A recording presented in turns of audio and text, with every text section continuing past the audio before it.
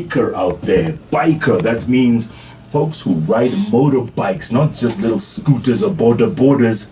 I'm sorry to say that, but these are serious people who ride bikes that are 600 cc's plus 1000 cc's, 900 cc's, real serious bikers. So a few years ago, yes, he is a doctor, a surgeon apparently, Dr. David Karori set up with his friends, they set up this, the Superbike Association. That's what they call themselves, TSA, the Superbike Association. And this, so that they could make it a professional thing. You guys meet on weekends, you ride out, blah, blah, blah, this and that. But they even took it a step further. They got themselves a real riding track where everyone who is a biker, an enthusiast, a bike owner, superbike rider can meet and do the things that they do safely, because we all know our roads are anything but safe. That's what they've done. In fact, he's in the studio now, and with his colleague Cassandra's Bill, right? Yeah. And Bill has a story to tell as well, and he's going to tell us that very shortly. In the meantime, welcome, gentlemen. Thank you so much. Good to see you. Good to see you too, Jeff. I didn't know the biking association, the Superbike Association was so popular and growing, huh? It's popular. You need to know people, Jeff. Listen, I used to see, let's say, for instance, former Kiambu governor, William Kabogo. Yeah. Big biker, apparently. Awesome guy. And then once in a while, when I'm on the road, going at 50 miles an hour, some bikes just pass me, and I see those crazy people. Yeah. I know what you say. You're like, I wish I could be one of them. Okay, Daktari, how did you get into it? I mean, you're a surgeon, for crying out loud. Yeah, actually, that's true. It's not a fallacy. I am a general surgeon with interests in laparoscopy. So superbikes and surgery are my passions. Good Lord. And by the way, guys ask me, how do you do surgery and ride a superbike? And I tell them, they're so similar. Both of them require a high level of skill, a high level of training, a high level of discipline and focus. And concentration. And concentration. And more importantly, you have to be really consistent if you want to get some inroads into the sport in both of them. So 3-4 years ago, you guys, have you been friends a long time, Bill? Yeah, ever since I joined the association. I met him there. Were you a biker before? I bought my first bike at around 2014. 2014? Yeah. What was it? I have 250cc. Okay. Yes. Why? My dad is a biker. I started biking in my childhood. Then I told myself, when I came to the city, I told myself, one day I want to get a bike to beat traffic. And I also want to get a bike to get attention from the pretty ladies. There you go. Now we're getting to the truth. That's the background. That's the background. Yeah. So then over a period of time, when I was sucked into the sport, when I met the people, then I got to appreciate the sport differently. Yeah. And guys, we're talking about, it's not motocross bikes, right? No. It's not motocross. So Jeff, this is a different discipline, and it's really caught up. I have the privilege of knowing where the world is going, including the continent, because I sit on a couple of motorcycle boards, including the FIM Africa. And what motocross is, it's an off-road discipline. What we are bringing, or what we've brought actually to Kenya and Africa for that part of, in fact, the entire region, this is the only circuit racing discipline that's available. We compete on tarmac roads, and we compete on a circuit. That means you go round and round and round, not up and down, meaning it's so exciting for the fans to come and watch and see, and especially because they can see the progression of skill as you go on and on the track. This is really exciting for the kids and families. Yeah, like we watch it on TV. It's there. Oh, yeah. You know what? You know MotoGP. Yes. That kind of stuff. Correct. That's what we are bringing to Kenya. This is the beginning. And there's an audience for this. Yes. Oh man, let me tell you, there is nothing more exciting than motorsport. I kid you not. Really? It is so exciting. Jeff, you should come for the event this weekend. Yeah. You have one this weekend? Yes. Where? This My weekend Mahio. is at my Mahio at the TGRV race circuit. It's a 2-day event, meaning the practice and the qualifiers happen on Saturday, and then we have a big party on Saturday night at the same You venue. love parties, right? Yeah, this guy is already smiling. And then when everyone's hungover, you ride on Sunday. No, you see, the thing is, we are running very strict regulations, including you can't get on the track. We have an alcohol, you know, the famous alcohol. Are you serious? Yeah. You go through a medical examination, Come on. a technical examination, a clearance. It is done according to the international FIM standards of circuit racing. Okay, so if you make it for the Sunday race, Yes. how many bikes are we talking about? How many races in the day? Oh, there are at least 25 to 30 races. Wow. Yes. And I can kid you not, the most exciting of all of them is the kids. You know, there's 5-6-year-old kids on mini bikes, Yes. mini motorbikes. Yes. And let me tell you, Jeff, if you think watching adults riding fast is exciting, you should see the competition in those kids. Because they're fearless, huh? They're fearless, man, and those guys just go around the bends. Oh, God. It is so exciting. It is fantastic. I guess And the obvious... we're also trying to give our community what we lacked. Because for me, I wish I could have started when I was young. Yeah. Because my level of skill could have been way, way different. Yeah, so that's what we are doing, starting them now. The obvious question a lot of listeners are probably wondering, or the one to ask right now is, isn't it dangerous? And Bill, you are an example right here. Look at him, he's smiling at all this. This guy is he's a life coach, I tell you. Really? He's such a positive Go on, Bill, attitude. tell them your story. I lost my foot in 2015. And it's not just your foot, it's your leg from your knee down. Yeah, or your- from my knee down, there's nothing there. So that was in 2015, in November. We were racing at Kiganjo. Something happened, something went wrong, then I lost my foot. But up from that point in time, it was too hard for me. I had to figure out so many things. Imagine growing up for 25 years with your foot, then it's no more there. It was tough for me. Then over a period of time, I was like, I really got into biking because I loved it. And this has happened. What is the next step? I never backed down. I picked up courage, I went back to biking, and I started riding.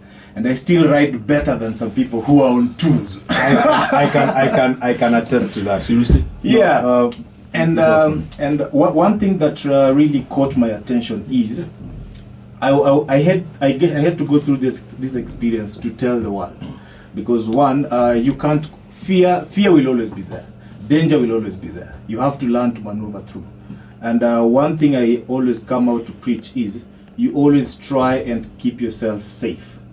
I was on the road, I rest on the road, and currently I'm advocating for track racing, because on the road the eventualities are just so many. And I was going to ask you again, the doctor, you know, when we see, borders for lack of a better word, when in the traffic and the way they weave in and out of cars, it's so annoying. Yes. And it's so dangerous at the same time. Yeah. And it must be worse for you guys with your super, 600cc bikes, 1000cc bikes. Yeah, it must be crazy. I'll tell you something, Jeff.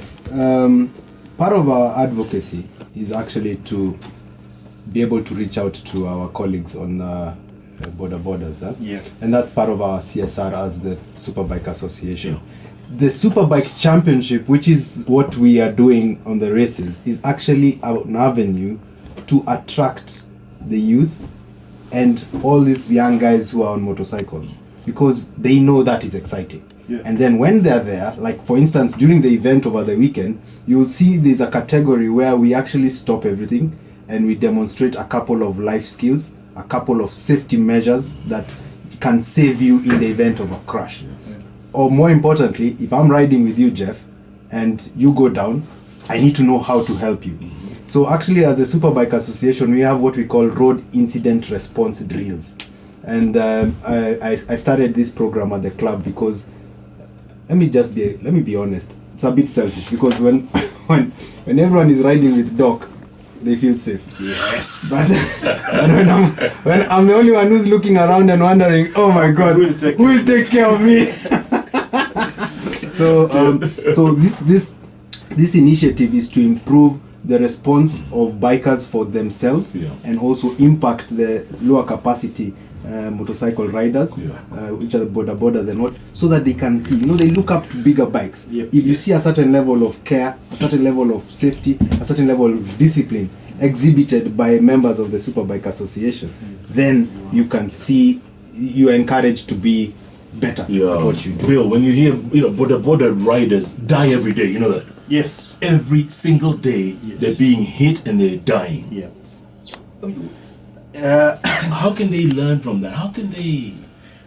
Initially, actually, this sport is growing. It's growing very fast, and at times it's so sad because we learn the hard way. So for us who are the big boys, we have to pass the information that we have that can keep us safe to the guys who are coming in. And actually, this time round, the Superbike Championship 2018 is accommodating below 400cc bikes. Those are the borders, the 150cc, 125, 200cc. We are all welcoming them. We want them to get to learn and understand what biking is. There's a difference between moving a bike and being a biker. So that's what we're preaching. We want guys to be bikers. Bikers are a family. We all have families. We have people who we care for, and we don't want to risk our lives because they end up suffering most. Yeah. Yes. And the gear is very important, isn't it, Doc? Yeah. I mean, we can't overemphasize how important it is to have good gear. In terms of helmets, jackets, like you can see what I'm wearing now. I go to work every day on a bike. Every day. Yeah, I mean, on a motorbike, I can save 3-4 lives in less than 6 hours because I can cross from theater, surgical operation here and there, and all those are safety procedures. So I have decided to put down my car, pick up the bike because I can save lives on my bike. So are you known as the biking doctor? I'm actually the blade doctor. that's my race name. The blade doctor. Yeah. And hashtag Game Live, 27, all those. That's all me. But I really want to emphasize that we can't do this without support from guys who have the same passion. And guys like Kenyan General, Silverstone Air, Monster, always having our back, and helping us develop the sport. And I really also appreciate guys like you, Jay, because that's where the movement comes from, And the guys who developed the track at the TGRV, the racetrack, they took a leap of faith. Yes. And that's why we're able to do what we're doing now. That's really awesome. So what do you tell people out there who have just heard this for the first time and want to come to Mai Mahiu this weekend? What do you tell them? Mai Mahiu is the place to be. If you've ever seen a bike and you wanted to see a bike very close, this is the place to be. If you know anything about bikes, this is the place to be. If you know nothing about bikes, this is the place to be. There's so much happening down at Mai Mahiu, from entertainment, from you get to have a one-on-one conversation with guys who are offlating bikes here in Kenya. So you get to ask the questions that you've been asking yourselves. You get to experience, you get to have a fun time in the evening with it's called the Big Five. The Big Five. The Big Five are doing the pre-party on Saturday. Boss. You get to enjoy yourself. And then race is all day Sunday. So qualifiers on Saturday, big party on Sunday, on Saturday night with the Big Five, and then we go in on Sunday for the races. And now, actually, there's even more excitement there because there are some feature events. You're gonna find the fastest Club TT Motorsports driver who on by car, and he's gonna be racing a bike. Guess what? In a very, very safe manner, in the sense that the car and the bike are not gonna actually ever meet, but we will be able to determine the racer who actually wins. The biggest bike, how many cc's is that? 1,000 cc. It's 1,000. Yeah, 1,000. And you have one of those? Yes. I'm gonna win this. And back then, you guys can get their tickets on ticketsasa.com. Good. Advance tickets are 500 shillings. We have group tickets for 10 in packages of 10. There is camping on the ground, so you just need to come, and we are circulating on media all the camping 2 main camping packages. And plenty of food, obviously. And Plenty of food. Road Bistro is gonna do the food, and it's gonna be awesome. Wow. Yeah. Listen, I want to take a break, come back and talk about women. There's a lot of women in riding now. Awesome. Yeah. Right? Yes. You're gonna be shocked who's coming for the event. Very good. Yep. We'll talk about that. And also, Bill, I mean, where'd you get this spirit from, man? I mean, you ride a 600cc bike without a leg? Yes. There's one thing I've learned. Hold that thought, Bill. Hold that. Never give up. Never give up. If it's something you love, if it's something you're passionate about, it can be your career, it can be your family. Never ever give up. They called you Bill Maxwell in this poster. Is that what you call yourself? The Mad Max. So we've got the Mad Max and we've got the Blade Doc in the studio. Yeah. My goodness, this is great, man. Thank you so much. But you know what? You're so right, because growing up, Yeah. we always thought, I wish I could ride a bike. I wish I could have an opportunity to ride a bike. Yes. And we never had that opportunity. Yeah. It's time to change the Time to narrative. change. The narratives have to change. Nice one. Let's take a break, come back and talk some more.